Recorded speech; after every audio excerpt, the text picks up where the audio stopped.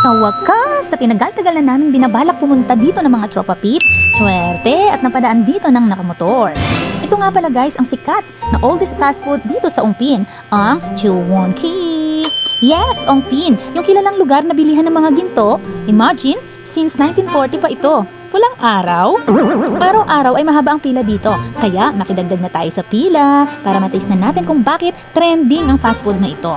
Yes! After 30 minutes, nakapasok na rin. At ito na guys, ang orderin natin ang kanilang bestseller, rice toppings. Actually, bestseller lahat. Mema lang, ang beef tendon at steamed chicken with beef tendon mommy. Eto na!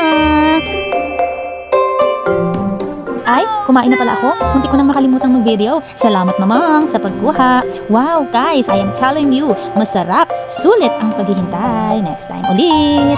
Kakoda!